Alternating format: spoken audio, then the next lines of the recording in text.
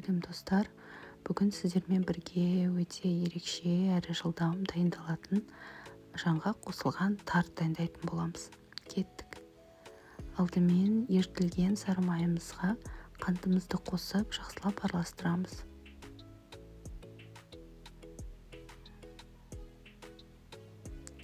Осы массамызға жұмыртқамызды қосып біріктіреміз.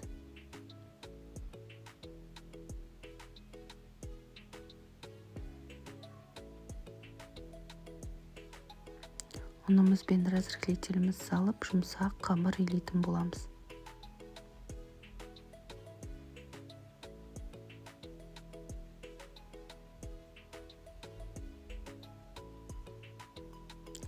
Міне бізде осындай қамыр шықты. Оны пакетке салып, холодильникке салып қоямыз.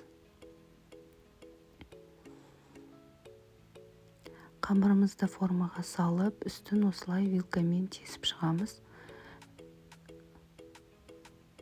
Дайын болған қамырымыздың үстіне өзіміздің салмамызды, яғни начинкамыз салатын боламыз. Менде грек жаңғағы.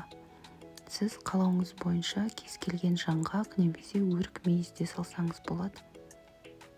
Мен жаңғақтарды ірілеу бөлдім.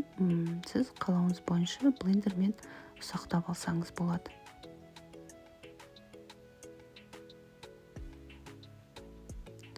Осы массамыздың үстіне сгущенка құятын боламыз. Ескеріп кететін бір жайт, сгущенкамыздың сапасы өте жоғары болу керек.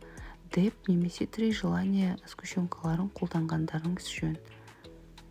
Осы бетін тегістеп, осы массамызды 170 градуста 30-35 минутқа беті қызарғанша духовкаға саламыз.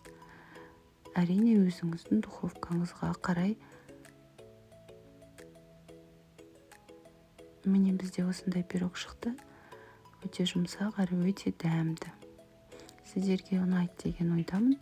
Міндетті түрде жасап көріңіздер. Ас болсын.